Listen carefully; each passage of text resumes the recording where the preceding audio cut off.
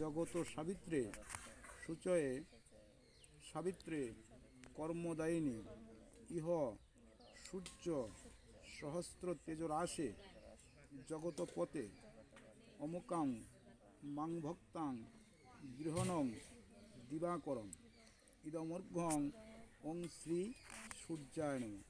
এবারে প্রণাম নিন আবার, বলেন ওম জবাকুসুম সংকাশ্য কাশ্যপ্রিয়ম মহাধুতিম ধন্তারিণীং সর্বপাপগ্ন প্রণতস্মৈ দিবাকরম।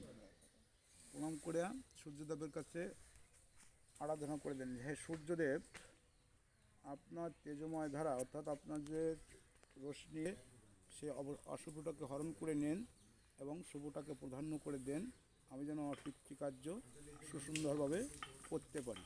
প্রণাম করে ওই যে যার যে ব্রাহ্মণের খোলা আছে ওইখানে দিয়ে দেন পাশে।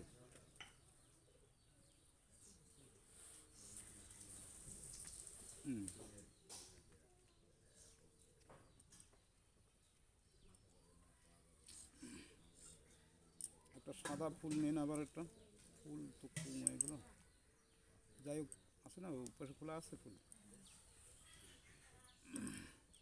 একটা সাদা ফুল হাতে নিয়ে প্রণাম নিন। বলেন ওং কুরুক্ষেত্র গয়া গঙ্গা প্রভাস পুষ্করাণিচ্চ তীর্থানাদি পুণ্যাদি দানকালে ভবন। প্রণাম করে নারায়ণের উপরে দিয়ে দেন।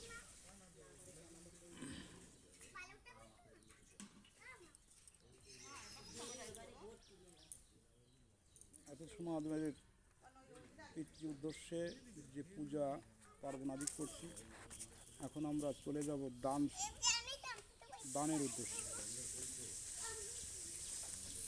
শ্রাদ্ধ কথার অর্থ হচ্ছে শ্রদ্ধা। আমরা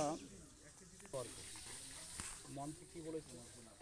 মন্ত্র বলেছে মন্ত্রহীনং দ্রহীনং ভক্তিহীনং জনায় জয় পূজিতং ময়া পরিপূর্ণ অকালং মৃত্যুহরণং সর্ববেদী বিনাশী। হে ঠাকুর, আমি মন্ত্র জানি না, আমি তন্ত্র জানি না, আমার ভক্তি নাই, তুমি আমাকে সব কিছু শিখিয়ে পড়িয়ে দাও। আমি যেন আমার এই পিতৃকার্যে যদি কোথাও কোনো ত্রুটি থাকে বা ভুল হয়ে থাকে, নিজের কোনো সন্তান হিসেবে ক্ষমা করে দিয়ে আমার পিতৃ আত্মার শান্তির জন্য আমরা যা উপার্জন করেছি স্বয়ং বিষ্ণুদেবের উদ্দেশ্য করে আমার পিতার যেন সে আত্মার শান্তি হয়। এটাই হচ্ছে আমাদের সর্বপ্রথম।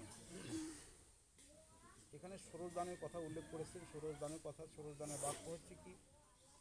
ভূমস্সং জলং, অর্থাৎ ভূমস্স অর্থাৎ ভূমি, জলং হচ্ছে জলপাত্র, বস্ত্র হচ্ছে কাপড়, প্রদীপন্ন অর্থাৎ পাজাল এবং প্রদীপ, ততম পরম তাম্পুলম ছত্র গন্ধ গন্ধচ্চং মাল্যং ফলমত, অর্থাৎ তাম্পুল হচ্ছে পান সুপারি, ছত্র হচ্ছে ছাতি, গন্ধ হচ্ছেন চন্দন এবং মাল্য হচ্ছে যে তুলসীর মালা আছে, ফলমত অর্থাৎ আমাদের পঞ্চফলের সজ্জা।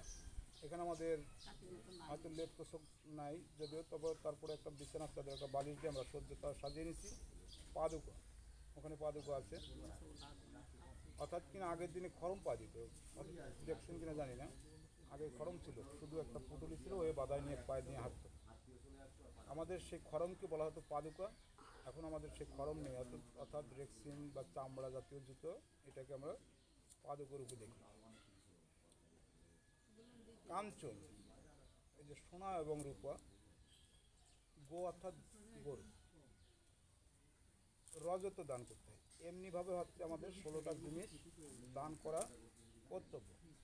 আমাদের এখানে যা উপস্থিত আছে, যা উপস্থিত নাই, এর কিঞ্চিত মূল্য দিয়ে আমরা সেই ষোড়শ দানটাকে শেষ করব।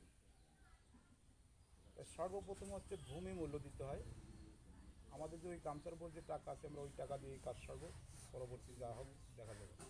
বামার দিয়ে গামছার উপর টাকাটা চলে যাবে, বামার দিয়ে ঠিক করে বোমা। এবার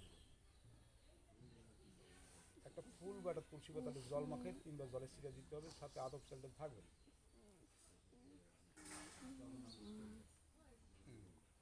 3বার। বলে 7 সাধন সভৃত সোপকরণ ভূমি মূল্যায়ন সাধন সগৃহীত উপকরণ ভূমি মূল্যায়ন এতদ অধিপতে শ্রী বিষ্ণু সম্প্রদানং ব্রাহ্মণায় নমঃ বিষ্ণু পুণ্ডরিকাক্ষং পুনঃ হাতে পর হাত এইভাবে বিষ্ণু পুণ্ডরিকাক্ষং পুনঃ বিষ্ণুরম তৎসর্ধ মধ্যে অঘ্রাণী মাসে ভাগ করে কৃষ্ণা শুক্লা পক্ষের তৃতীয়ান্তে কাশ্যপ গোত্র কৃত সুনীল চন্দ্র মণ্ডল নমদাস্য অসুদন্তে জিতান্তে সৎকুল কামনার্থে ভূমি মূল্য দানমর্চিতম যথাসম্ভব গোত্র নামে ব্রাহ্মণায় নমঃ প্রণাম করে ওর উপরে টাকার উপর দিয়ে দেন ভূমি মূল্য দানমর্চিতম যথাসম্ভব গোত্র নামে ব্রাহ্মণায় নমঃ হাতে প্রণাম নেন